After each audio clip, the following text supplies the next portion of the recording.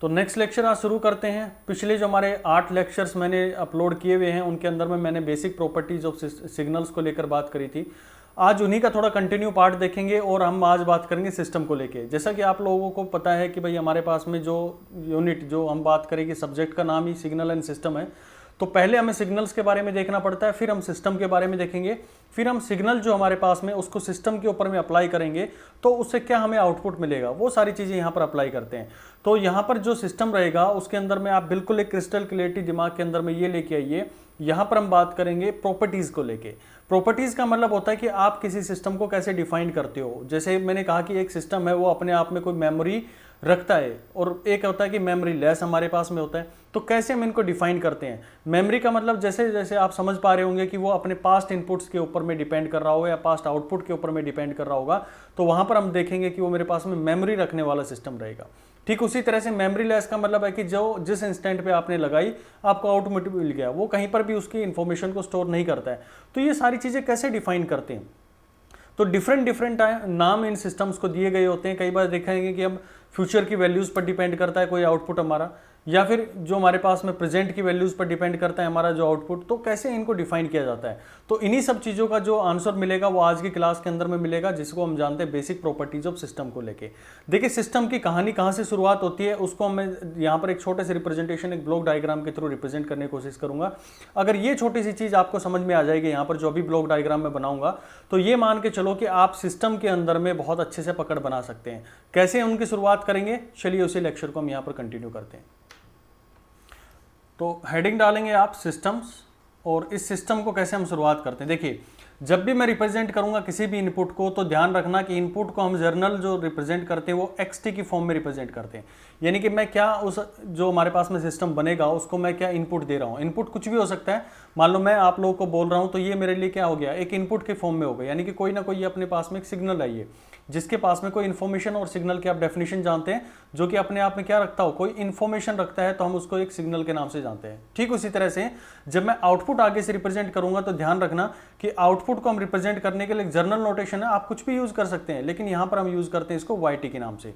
और ये जो यहाँ से प्रोसेसिंग होती है, यानी कि जब आपने इसको एक्सटी को दिया, कहाँ पर देंगे आप, किसी एक सिस्टम को देंगे।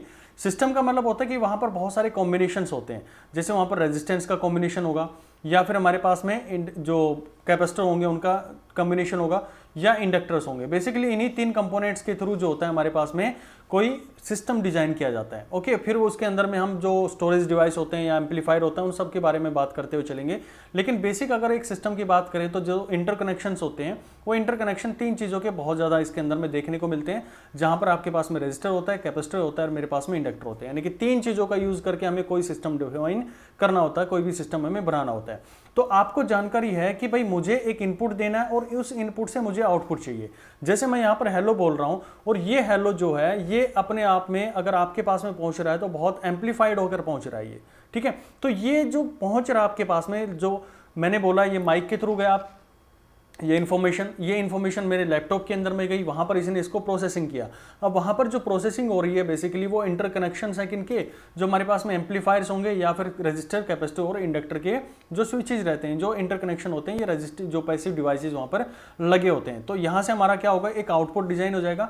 यानी कि आप ये कह सकते हैं कि भाई मेरे पास में एक ब्लॉक, अगर मैं बात करूँ कि इस ब्लॉक के अंदर में सारा कुछ है, जो हमें कुछ नहीं पता, ब्लैक बॉक्स हमने इसको डिफाइन कर दिया है। इस ब्लैक बॉक्स के अंदर में जिसको हम जानते हैं सिस्टम के नाम से, ये मैंने सिस्टम डिफाइन कर दिया। अब ध्यान रखना कि इस सिस्टम के अंदर में होता क्या, यहीं पर कंफ्यूजन हो जाती है। इस सिस्टम के अंदर मेरे पास में रजिस्टर होगा, कैपेसिटर होगा और इंडक्टर होगा। ये 3 चीज यहाँ पर आपको देखने को मिलेगी। जब फोरियर ट्रांसफॉर्म और लैप्लास ट्रांसफॉर्म पढ़ाएंगे तब आपको समझ में आएगी कि हाँ इन्हीं चीज़ों के थ्रू हम अपनी सिस्टम्स को ज़्यादातर डिजाइन करते हैं। वो बात अलग है कि जब हम उसके अंदर में मॉसफेट या फिर इन चीज़ों को एम्पलीफाई करने के लिए यूज़ करते हैं, लेकिन बेसिक रूट जो रहेगा वो इन तीन चीज़ों का कॉम्बिनेशन रहता है। यानी कि आप इसके अंदर में जो भी देंगे वो एक इनपुट के रूप में जाएगा एक्सटी, और यहाँ पर जो बाहर निकल के आएगा वो मेरे पास में वाईटी की फॉर्म में यहाँ पर रहने वाला है।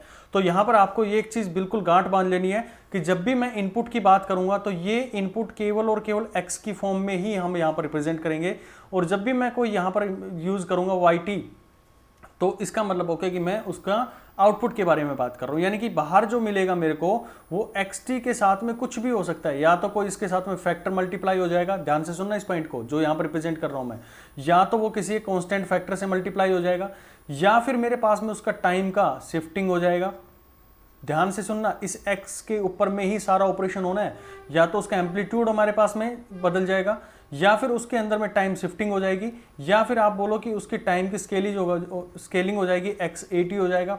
ओके, तो ये बेसिक चीजें उसके साथ में होने वाली, यानी उसके टाइम फ्रेम के साथ में हम यहाँ पर चेंज को देखने की कोशिश करते हैं। तो यहाँ पर जब भी सिस्टम के अंदर में जाएगा तो वहां पर जो मेरे को मिलेगा वो आउटपुट मिलेगा, और आउटपुट के अंदर में ध्यान रखना है कि जो भी हमें काम करना है उस सिग्नल के ऊपर में करना है। और ये जो 2 डाला, ये किसने डाला, यहां पर जो सिस्टम हमारे पास में था इसने उसको 2 से मल्टीप्लाई कर दिया, यानी कि x इसके अंदर में गया और x के बाहर जब इसको निकलेगा तो ये 2 से मल्टीप्लाई करके सिस्टम को मेरे पास में दे देगा, यानी कि इसने मेरे को एक आउटपुट दे दिया, दैट इज 2xt मेरे पास में रिप्रेजेंट होकर आ गया।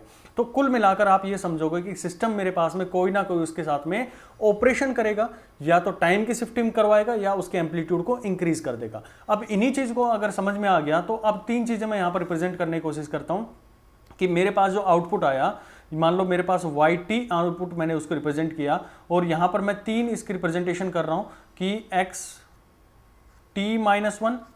दूसरा मैंने कहा कि मेरा जो आउटपुट है वो यहां पर हमने कहा जब उसके सिस्टम के अंदर से गुजरा ये सिग्नल, यहां पर जब सिग्नल लगाया था हमने और ये xt हमने दिया, और बाहर मुझे क्या मिल रहा है, ये yt मिल रहा है, जो कि yt मैंने 3 फॉर्म में रिप्रेजेंट कर रहा हूं। पहला फॉर्म मैंने रिप्रेजेंट किया xt-1, दूसरा मैंने as it is xt represent कर दिया, और तीसरा मैं यहां पर रिप्रेजेंट कर रहा हूं xt+1 मैंने यहां पर रिप्रेजेंट कर दिया। अब ध्यान से सुनना कि यहां पर अगर मुझे चाहिए कि आउटपुट मेरे पास में टाइम इक्वल टू 1 पर मैं देखना चाहूं तो मुझे क्या मिलेगा, तो मैंने कहा कि भाई टाइम को जहां जहां पर है उसको 1 पुट करके देखो। तो पहले केस के अंदर में आपने टाइम को पुट किया तो आपने देखा कि मैं 1 सेकंड के ऊपर में मुझे आउटपुट निकालना है। तो आउटपुट निकालना, तो यहां पर t की वैल्यू को आपने 1 पुट किया तो आपको यहां पर मिला कि सिग्नल की वैल्यू जब x इक्वल टू 0 पर थी वो उसका आउटपुट कहलाएगी। फिर से समझो इसको कि मैंने कहा कि yt मेरे पास में है तो yt की वैल्यू मुझे निकालनी है कब, जब 1 सेकंड हो चुका है, यानी कि मैंने कहा कि भाई 9 अगर मिनट्स के ऊपर में लेकर चलूं तो 9 बजे मैंने इनपुट देना शुरू किया उसको, और मैंने कहा कि भाई 9:01 पर मुझे फाइंड करके बताओ। तो ये जो मेरे पास में रहेगा ये टाइम मेरे 0 रहेगा, यानी कि यहां पर मैं उसको इनपुट दे रहा हूं तो ये टाइम इक्वल टू 0 की फॉर्म में रहेगा। ये टाइम इक्वल टू मैं अगर इसको मानूं तो 1 रहेगा, फिर 9.2 मैं मान लूं तो ये मेरे पास कितना रहेगा, यहां पर आप देखेंगे कि ये टाइम इक्वल टू 2 की रिप्रेजेंटेशन कर सकता हूं। तो मैंने कहा कि भाई मेरा सिस्टम जो था जब मैंने उसको इनपुट दिया 1 सेकंड के ऊपर में मैं चेक करना चाह रहा हूं, तो यहां पर जब वैल्यूज कंप्यूट कर दे सिस्टम का जो मुझे आउटपुट मिला, ये t-1 दिया किसने, ये t-1 इस सिस्टम ने इसके अंदर में इंट्रोड्यूस किया। मैंने कहा था ना कि या तो वो आपके टाइम को चेंज कर देगा, टाइम फ्रेम जो हमारे पास में, या उसकी स्केलिंग कर देता है या उसकी शिफ्टिंग कर देता है, बेसिकली वो करेगा, या उसके एम्पलीट्यूड को चेंज कर देता है। तो यहाँ पर t-1 आया तो जो मेरे पास में आउटपुट मिलेगा, यानी कि y इक्वल टू 1 पर जो मुझे आउटपुट मिलेगा वो मिलेगा बेसिकली जो मेरा इनपुट रहा था कब, x इक्वल टू 0 के ऊपर में। तो आप ये कह सकते हैं कि जो यहाँ पर आउटपुट निकल के आ रहा है वो कहीं ना कहीं मेरी पास्ट वैल्यू पर डिपेंड कर रहा है, जो मेरा वैल्यू है वो मेरे पास्ट के ऊपर में डिपेंड कर रहा है। अब देखो इसके अंदर में अगर इस केस की बात करूं तो मैं इसके अंदर में x इक्वल टू 1 पुट करूंगा टाइम इक्वल टू 1 की जगह पे, तो जो मेरे पास में y इक्वल टू 1 पर मिल रही है, यानी कि जो मेरे पास में x इक्वल टू 1 पर वैल्यू है वही मेरी क्या रहेगी, y इक्वल टू 1 पर वैल्यू रहने वाली है। यानी आप कह सकते हो कि हर सेकंड के ऊपर में 2 रखूंगा तो ये भी 2 हो जाएगी। यानी कि ये जो आउटपुट है ये बेसिकली डिपेंड कर रहा है, सिस्टम ने इसके अंदर में कोई इंट्रोडक्शन नहीं किया, कुछ भी इसके अंदर में शिफ्टिंग नहीं की, तो ये बेसिकली डिपेंड कर रही है किसके ऊपर में, प्रेजेंट वैल्यू के ऊपर में। यानी कि मैंने जो इसको इनपुट दिया है बेसिकली उसी के ऊपर में डिपेंड कर रही है, उस प्रेजेंट वैल्यू के ऊपर में डिपेंड कर रही है। तो आप कहेंगे कि ये आउटपुट जो है वो प्रेजेंट वैल्यूज के ऊपर में डिपेंड करेगा। लेकिन इस केस की बात करें हम तो यहां पर आप रखोगे t इक्वल टू 1 पुट करके देखो, तो यहां पर आप देखेंगे कि x1 प्लस 1, ये मेरे पास में yt जो निकल के आएगा yt that will be equal to x1 plus 1 and that will be equal to x equal to 2। यानी कि मैं आउटपुट देखना चाह रहा हूं कब, जब मैं 1 सेकंड के ऊपर में हूं। यहां पर 1 सेकंड मैंने रखा जब, तो 1 सेकंड के ऊपर में जैसे मेरे 9:01 हुआ, मैंने चाहा कि इस पर मैं टाइम देखना चाहता हूं, इस पॉइंट पर मैं आउटपुट देखना चाहता हूं। तो आउटपुट मुझे कब मिलेगा, आउटपुट मुझे मिलेगा कि मैं एडवांस के ऊपर में, यानी कि जब कभी मेरा इनपुट सिग्नल 2 सेकंड के ऊपर में जो आया होगा उसके ऊपर में मेरा आउटपुट सिग्नल डिपेंड कर रहा है। यानी कि आप ये कह सकते हो कि ये जो डिपेंड कर रहा है किस वैल्यू के ऊपर में डिपेंड कर रहा है, ये फ्यूचर वैल्यू के ऊपर में डिपेंड कर रहा है। यानी कि इनपुट जो है, इनपुट की फ्यूचर वैल्यू के ऊपर में मेरा आउटपुट डिपेंड कर रहा है। तो तीन चीजें यहां पर आपको समझनी थी कि मेरे पास में जो सिग्नल है उसका आउटपुट या तो उसकी प्रेजेंट वैल्यू पर डिपेंड करेगा, या उसकी पास्ट वैल्यू पर डिपेंड करेगा, या फिर उसकी फ्यूचर वैल्यू पर भी डिपेंड कर सकता है। और इसी के बेसिस पे हम डिफाइन करते हैं हमारे कॉजल और नॉन कॉजल सिस्टम्स को भी डिफाइन करेंगे। अभी आगे उसी लेक्चर के अंदर में हम इसको भी कंटिन्यू करते हुए चलेंगे। तो आपको ये एक अच्छे से समझ में आनी चाहिए चीजें कि जब भी मेरे पास में आउटपुट सिग्नल है वो तीन वैल्यूज के ऊपर में डिपेंड कर सकता है। अब ये तीन वैल्यूज पर डिपेंड कर रहा है तो मुझे उन सिस्टम को नाम भी देना पड़ेगा कि भाई आप ये अगर फ्यूचर के ऊपर में डिपेंड कर रहा है तो क्या नाम से जानोगे, प्रेजेंट के ऊपर में डिपेंड कर रहा है तो किस नाम से जानोगे, पास्ट के पे डिपेंड कर रहा है तो आप किस नाम से जानोगे। अब यहीं से वो कहानी शुरुआत होती है कि भाई अब बताओ कि आप इन डिफरेंट सिस्टम को कैसे डिफाइन करेंगे। तो मैंने अब इन सिस्टम्स को डिफाइन करना शुरू कर दिया। आप ये बोल सकते हो कि इनकी प्रॉपर्टीज हम डिफाइन करना शुरू कर देते हैं। तो प्रॉपर्टीज में सबसे पहला मेरे पास में आता है स्टैटिक और डायनेमिक, यानी कि स्टैटिक फंक्शन, स्टैटिक सिस्टम बोल दो, और मेरे पास में डायनेमिक सिस्टम बोल दो। दो तरह के मेरे पास में सिस्टम कहलाएंगे। कम से कम 6 से 7 टाइप्स के हम सिस्टम्स के बारे में पढ़ेंगे। पहला जो मेरे पास में सिस्टम है स्टैटिक एंड डायनेमिक के नाम से जानते हैं। अब स्टैटिक का नाम ये आप लोग समझ पा रहे होंगे कि ये केवल और केवल मेरे पास में प्रेजेंट वैल्यूज पर डिपेंड कर रहा है, यानी कि जो मैंने अभी इनपुट दिया उसी के ऊपर में डिपेंड कर रहा है ये। और डायनेमिक जो है मेरे पास में, जो भी डायनेमिक होते हैं वो या तो मेरे पास में पास्ट के ऊपर में डिपेंड करता है, या फिर मेरे पास में फ्यूचर वैल्यू जो है किसकी, इनपुट की, उनके ऊपर में डिपेंड कर रहा होता है। तो स्टैटिक का मतलब कि अभी प्रेजेंट में जो चल रहा है, और डायनेमिक का मतलब जो चेंज हो जाएगा, यानी कि स्टैटिक एक जगह पर जो फिक्स है। तो आप कैसे इनको डिफरेंशिएट करेंगे, तो आप इनको ये भी बोल सकते हैं कि ये केवल और केवल मेरे पास में प्रेजेंट वैल्यूज पर डिपेंड कर रहा है। So this is memory less. क्या रहता है, ये मेरे पास में मेमोरी लेस सिस्टम्स होते हैं। लेकिन ये मेरे पास्ट वैल्यूज पर डिपेंड कर रहे हैं। अब पास्ट वैल्यू पर डिपेंड कर रहे हैं तो कहीं ना कहीं ये उस इंफॉर्मेशन को भी अपने पास में स्टोर करके रखेंगे। तो यहां आप बोल सकते हो कि दीज सिस्टम आर मेमोरी। इनके पास में क्या होती है, ये सिस्टम जो होते हैं विद मेमोरी, आप इनको बोल सकते हैं कि डायनेमिक सिस्टम जो होते हैं उनको आप मेमोरी के नाम से भी जान सकते हैं, यानी कि अपने पास में क्या रखते हैं, चीजें स्टोर करने की कैपेबिलिटी रखते हैं। अब यहां पर तो कहानी ठीक है, समझ में आ गई, लेकिन कुछ एग्जाम्पल देके समझाओ। चलिए एग्जाम्पल्स को सोल्व करते हैं। और पहला क्वेश्चन मैं आप लोगों के लेके आ रहा हूं। पहला क्वेश्चन, ये चीजें आपको ध्यान रखनी है कि अगर मेरे पास में प्रेजेंट वैल्यू पे डिपेंड करेगा तो केवल और केवल वो स्टैटिक होगा, या फिर मेरे पास में पास्ट और फ्यूचर वैल्यूज पर डिपेंड कर रहा है, that system will be dynamic. Okay, पहला क्वेश्चन आप लोग इसको सोल्व करेंगे और बहुत अच्छे से इनको समझते हुए चलेंगे।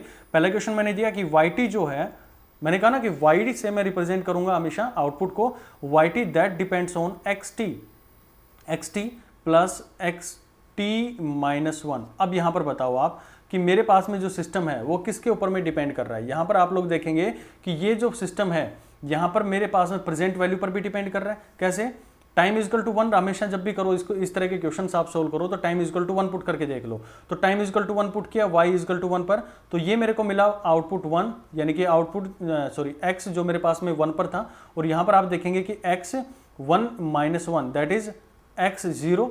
यानी कि यहां पर आप ये बोलो कि भाई मेरे को टाइम तो चाहिए 1 पर, यहां तो ठीक है मेरे पास में जो प्रेजेंट वैल्यू वो मिल रही है, लेकिन इस पर्टिकुलर पॉइंट पर मुझे इसकी पास्ट वैल्यू पर जाना पड़ेगा। अब पास्ट वैल्यू पर जाना है तो कहीं ना कहीं इस सिस्टम के अंदर में स्टोर रही होगी वो इन्फॉर्मेशन, तभी तो हम उसके आउटपुट को फाइंड आउट कर पाएंगे। अब यही से हमारे पास में आता है कि अगर ये डिपेंड कर रहा है मेरे पास में पास्ट वैल्यू पर भी, तो ये सिस्टम क्या कहलाएगा, this is dynamic system. Okay, अब आपको समझ में आता चला जाएगा कि कैसे कैसे इन क्वेश्चंस को हम सोल्व करते हैं। ठीक है, चलिए नेक्स्ट क्वेश्चन की तरफ चलते हैं। और नेक्स्ट क्वेश्चन मैं आपको दे रहा हूं, ठीक है, ये क्वेश्चन आप नोट कर लेंगे भाई। दूसरा क्वेश्चन आप लोग करेंगे, that is yt that will be equal to x minus T. ये x माइनस टी को मैंने रिप्रेजेंट कर दिया। अब आपको बताने कि सिस्टम मेरे पास में डायनेमिक है या फिर स्टैटिक है। चलिए बात करते हैं, वही 1 की वैल्यू पुट करके देख लेते हैं। कई बार हमें 1 की वैल्यू से नहीं निकलेगा तो हम उसको अदर वैल्यूज के ऊपर में भी जाकर चेक कर सकते हैं। तो यहां पर आप देखेंगे कि x माइनस 1, अरे भाई ये क्या हो गया, यहां पर मुझे क्या प्रेजेंट वैल्यू चाहिए, यानी कि x इक्वल टू 1 पर चाहिए। और ये मुझे कब, इसका इनपुट जो आउटपुट है वो किस पे डिपेंड कर रहा है, जब मेरी x की वैल्यू -1 थी, यानी कि मैंने 9 बजे शुरू किया था कोई केस, तो और ये मेरे को 8:59 वाली जो इन्फॉर्मेशन है, कब, जब मैं इसको 9:01 पर चेक कर रहा हूं तो टाइम इजकल टू 0 ये है, टाइम इजकल टू 1 ये है और टाइम इजकल टू -1 ये है मेरे लिए। तो ये जो आउटपुट है यानी कि टाइम इजकल टू 1 पर 9:01 पर मैं जो आउटपुट चाहता हूं वो बेसिकली डिपेंड कर रहा है मेरे पास में टाइम इजकल टू -1 के इनपुट के ऊपर में, यानी कि उस सिस्टम के अंदर में कहीं ना कहीं इंफॉर्मेशन स्टोर करके रखनी पड़ेगी। तो ये रखनी पड़ेगी, तो आपने देखा कि ये किस पे डिपेंड कर गया, past value of the input depend कर गया, यानी कि आप ये बोलेंगे कि मेरे पास में सिस्टम क्या हो गया, डायनेमिक सिस्टम हो गया। ठीक है, तो इस तरह से इन क्वेश्चंस को सोल्व करते हैं। चलिए नेक्स्ट क्वेश्चन करते हैं। yt that will be equal to sine, sorry यहां पर इसको देखेंगे, एक मिनट, ये मेरे पास में क्वेश्चन है x sin t, ये मेरे पास में डिपेंड कर रहा है। अब ध्यान से सुनना, जो मैंने शुरुआत में एक क्वेश्चन आप लोगों को बताई थी कि x के अंदर में जो भी होगा वो उसका टाइम कहलाता है। फिर से बता रहा हूं कि x के अंदर में जो भी हमने यहां पर रखा हुआ है ये उसके बेसिकली टाइम को रिप्रेजेंट करेगा। अब यहां पर आप equal to x equal to 1 के ऊपर में वैल्यू रख के देखो तो x that will be equal to, यहां पर आप इसके अंदर में अगर नॉर्मली यहां बात करो कि ये मेरे पास में x sine t, sine equal to 1 के ऊपर में वैल्यू रखूं मैं, तो जब साइन 1 की वैल्यू आप फाइंड आउट करेंगे तो आपको ये जो मिलेगा ये कहीं ना कहीं मेरे पास में ग्रेटर देन 1 मिलने वाली है वैल्यू, ये मेरे पास में ग्रेटर देन वैल्यू 1 मिलेगी। तो आप पाएंगे कि जो x वाइट 1 है जो मेरे पास में, वो कहीं ना कहीं फ्यूचर वैल्यूज पर डिपेंड कर रहा है, जो मेरा टाइम है, जो मेरे पास में टाइम है, यानी कि जो मेरे पास में आउटपुट है, सॉरी जो मेरे पास में इनपुट है उसकी किसी फ्यूचर वैल्यू के ऊपर में डिपेंड कर रहा है। भाई साइन टी की वैल्यू आप लोग इसके अंदर में पुट करेंगे, जैसे आप लोग रखते हैं ना साइन पाई, आप लोगों ने वैल्यू रखा तो साइन पाई पर मेरे पास में सिस्टम की वैल्यू कितनी आएगी, सिग्नल की वैल्यू मेरे पास में 0 आएगी। साइन पाई बाई 2 रखेंगे तो यहाँ पर क्या आएगी आपके पास में 1 वैल्यू आ जाएगी। ठीक है, तो ये वैल्यू जो आप इसको रेडियन से इसके अंदर में कन्वर्ट करेंगे तो आप पाएंगे कि ये वैल्यू या तो मेरे पास में लेस देन 1 मिलेगी या फिर जो सॉरी -1 से, और ये मेरे पास में वैल्यू कहाँ तक वेरी करती है, 0 -1 0 1, इनकी वैल्यूज के बीच में कहीं मिलेगी। यानी कि ये या तो मेरे पास में किसी पास्ट वैल्यू पर डिपेंड कर रही होगी या किसी मेरी फ्यूचर वैल्यू के ऊपर में डिपेंड कर रही होगी जब मैं साइन इक्वल टू 0 को यहाँ पर पुट करके देखूंगा, या फिर किसी इस 0 से थोड़ी और वैल्यू ऊपर पुट करके देखेंगे तो हमें पता लगेगा कि ये इस जो -1 से 1 के बीच में वेरी कर रही है। तो ये जो वैल्यू मेरे पास में डिफाइन करेगा ये कहीं ना कहीं उसकी फ्यूचर या पास्ट वैल्यू पर डिपेंड करेगा। तो हम ये बोलेंगे कि ये जो सिस्टम है मेरे पास में ये डिपेंड कर रहा है किसके ऊपर में, फ्यूचर या फिर मेरी पास्ट वैल्यूज के ऊपर में।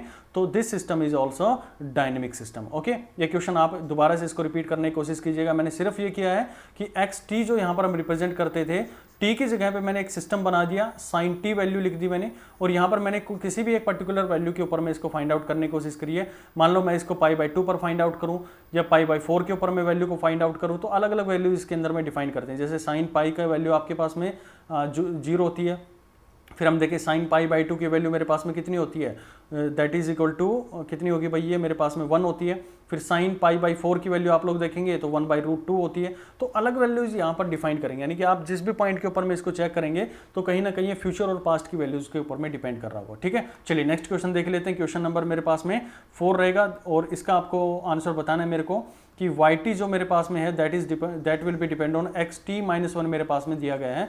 आपको ये बताना है कि ये जो सिस्टम है ये मेरे पास में डायनेमिक है या फिर स्टैटिक है। कैसे इसको कैलकुलेट करेंगे, बिल्कुल वही तरीका आप लोगों के लिए कि भाई पहले हम क्या रखेंगे, 1 वैल्यू पुट करके देख लेंगे। कई बार हो सकता है कि 1 से हमारा आंसर ना निकले, हमें 2 पुट करके देख लेना या फिर माइनस के अंदर में वैल्यूज को पुट करके देख लो, इसलिए आप उसको कैलकुलेट कर लेंगे। यहाँ पर आपने देखा x1 -1 यानी कि ये मेरे पास में क्या कर रहा है, पास्ट वैल्यूज के ऊपर में डिपेंड कर रहा है। x मेरे पास में पास्ट वैल्यू पे डिपेंड कर रहा है, x की पास्ट वैल्यू पर डिपेंड कर रहा है कौन, इसका output. So this system is dynamic in nature. Okay, चलिए नेक्स्ट क्वेश्चन की तरफ देखते हैं। नेक्स्ट क्वेश्चन मैंने कहा कि मुझे इसका आंसर बताओ कि yt 5th क्वेश्चन है, ये बहुत इंपॉर्टेंट क्वेश्चन है ये, इवन ऑफ xt।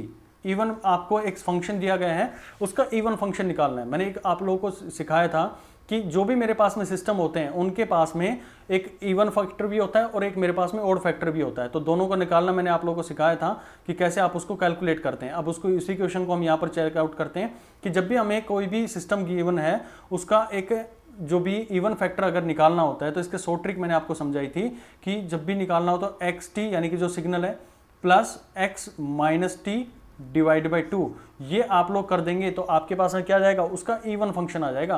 यानी कि हर फंक्शन के अंदर में कोई ना कोई एक इवन सिग्नल जरूर रहता है। और ओड निकालना आप लोगों को बोल दिया जाए तो ओड के लिए कुछ नहीं करना, x T minus of x of minus T, ये आपको करना है डिवाइड बाई 2 कर देना है। ये ध्यान रखना, यहाँ पर माइनस लगता है कब, जब आपको ओड फंक्शन निकालना हो और इवन निकालना हो, तो इवन निकालने का ये आपको शॉर्ट ट्रिक बताया गया था। अब देखो यहाँ पर खुद आप समझ पा रहे होंगे कि मैं क्वेश्चन को इवन दूं यहाँ पर या फिर मैं ओड दे दूं आप लोगों को, तो आप इजीली कैलकुलेट कर लेंगे।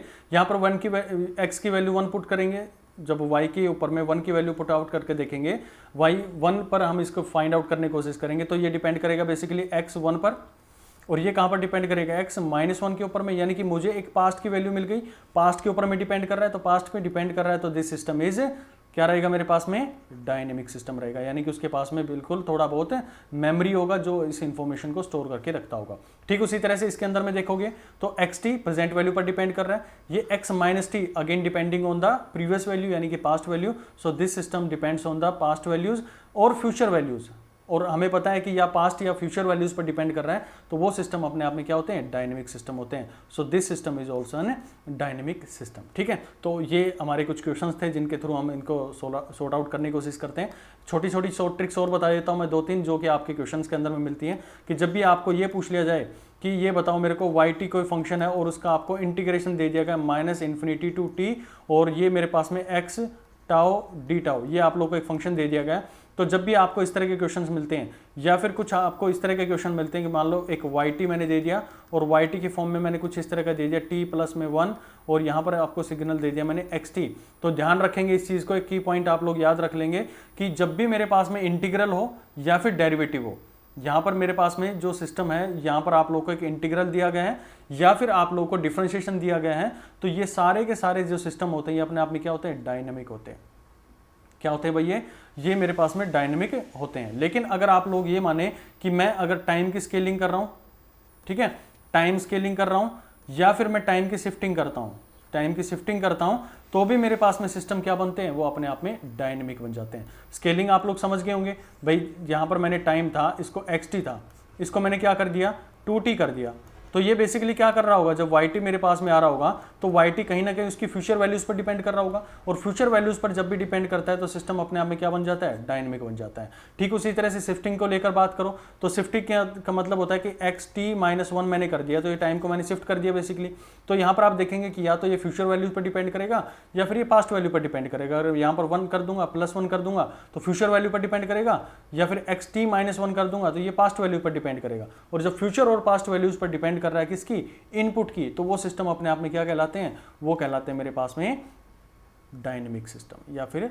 मेमोरी सिस्टम जो होते हैं उनके नाम से हम उनको जानते हैं। ठीक है, तो ये मेरे पास में इनके क्वेश्चंस थे जो कि आपके स्टैटिक और डायनेमिक के ऊपर में बन जाते हैं। अब यहाँ पर हम थोड़ी शुरुआत और करेंगे कि आपने ये तो समझ लिया कि पास्ट वैल्यूज पर डिपेंड कर रहा है या प्रेजेंट वैल्यू के ऊपर में डिपेंड कर रहा है। अब ये बताओ कि अब जो केवल और केवल पास्ट पे डिपेंड कर रहा होगा उसको क्या कहलाएंगे। ठीक है, ये तो आपको समझ में आ गया कि स्टैटिक और डायनेमिक तो होगी। स्टैटिक तो हमें जर्नल इतना यूज नहीं करना होता, लेकिन डायनेमिक वाला हमारे लिए बहुत इंपॉर्टेंट हो जाता है, यानी कि क्योंकि डायनेमिक जो हमारे पास में सिस्टम है वो उसकी जो पास्ट वैल्यू या फ्यूचर वैल्यूज हैं उनके ऊपर में डिपेंड करता है। तो उस केस के लिए हम इन क्वेश्चन के अंदर में डिफाइन करते हैं 2 तरह के सिस्टम। पहला मेरे पास में सिस्टम आता है कोजल और दूसरा होता है नॉन कोजल सिस्टम। पहला आप लोग समझेंगे कोजल और दूसरा मेरे पास में होता है नॉन कोजल सिस्टम होते हैं। अब क्या होते हैं ये, अब इनको अच्छे से समझने की कोशिश कीजिएगा। अब पहला मैं अगर केस लेके चलूँ आप लोग के लिए कोजल सिस्टम को लेके, तो कोजल सिस्टम ये बोलता है, ध्यान से सुनना, बहुत बार इनके ऊपर में न्यूमेरिकल पूछे गए, आईएएस लगा लो, गेट लगा लो, पीएसयू के लिए सबसे फेवरेट क्वेश्चन है ये, कि आपको ये फाइंड आउट करने के लिए बोल दिया जाएगा कि कोजल है या नॉन कोजल सिस्टम है, लीनियर डिपेंडेंट है या इंडिपेंडेंट है, वो सारी चीज़ें हम इसको समझेंगे।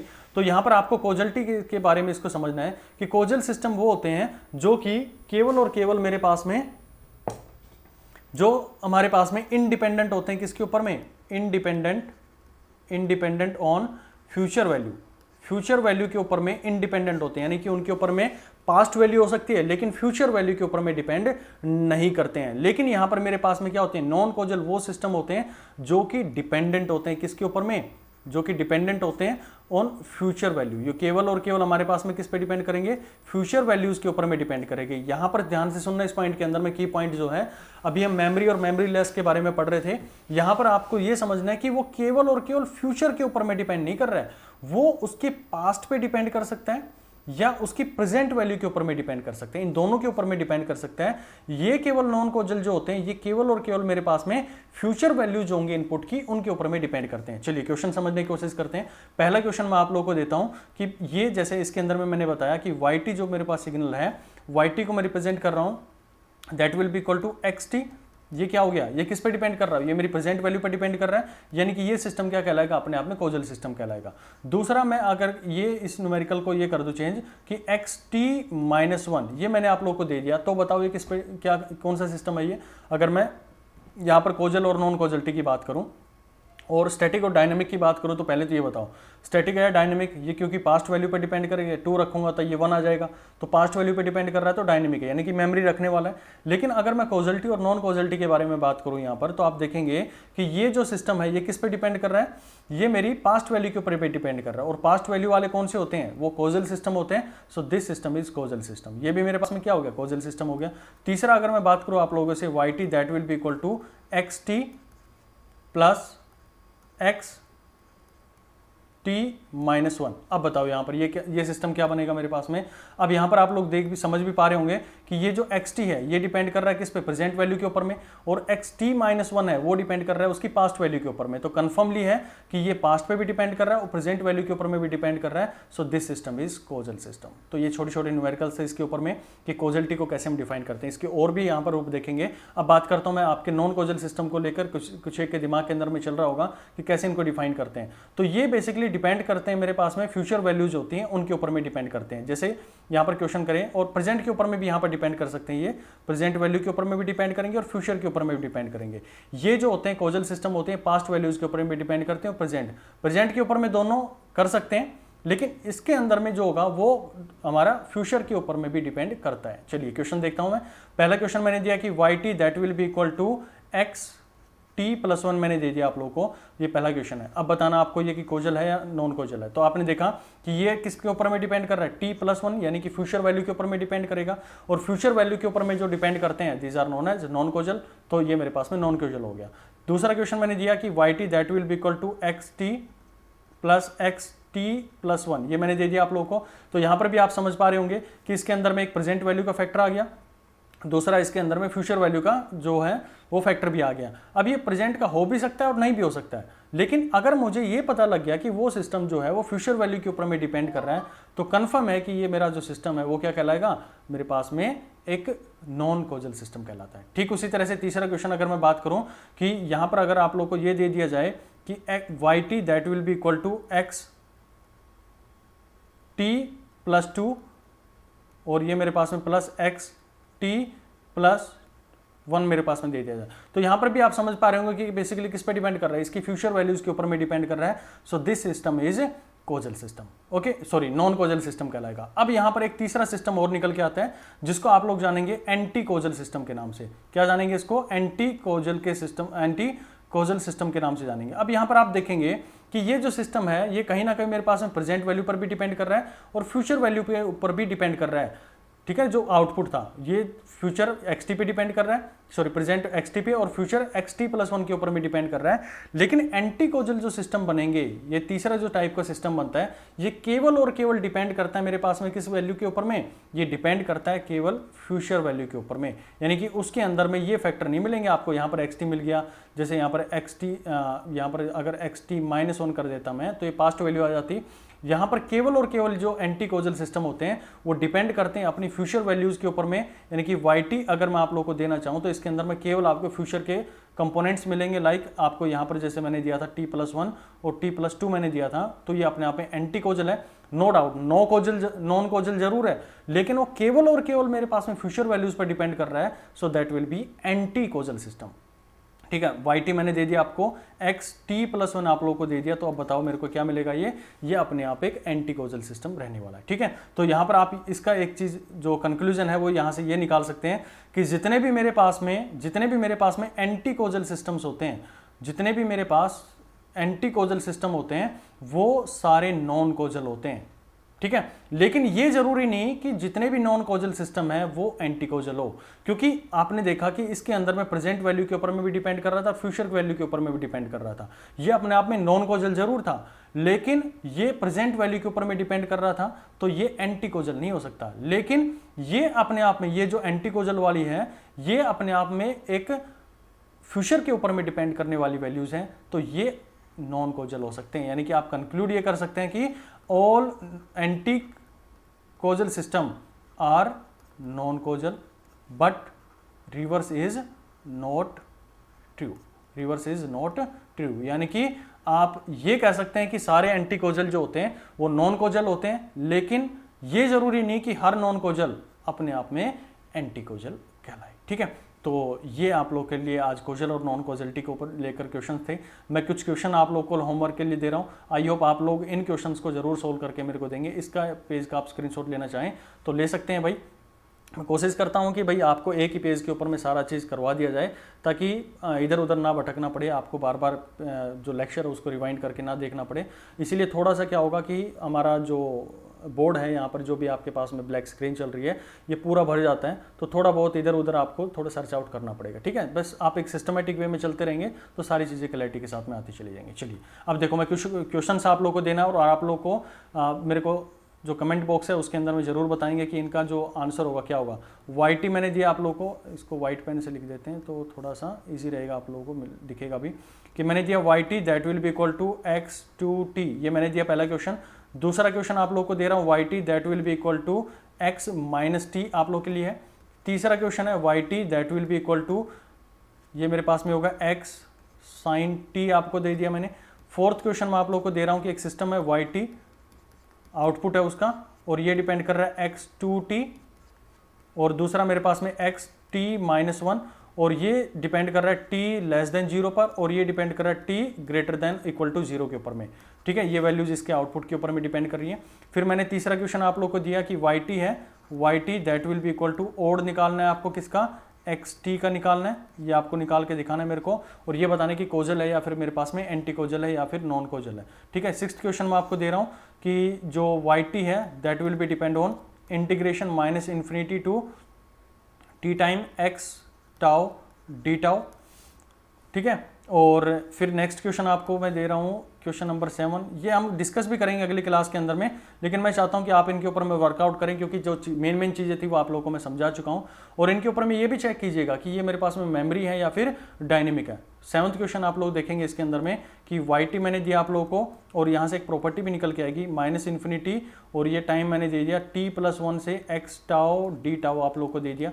और 8th क्वेश्चन मैं आप लोग को दे रहा हूँ वाईटी यहाँ पर आप यूज करेंगे माइनस इन्फिनिटी से 2t तक, और ये जो क्वेश्चन होगा x टाउ से डी टाउ। यानी कि कुल मिलाकर मैंने आप लोगों को 8 क्वेश्चंस दिए।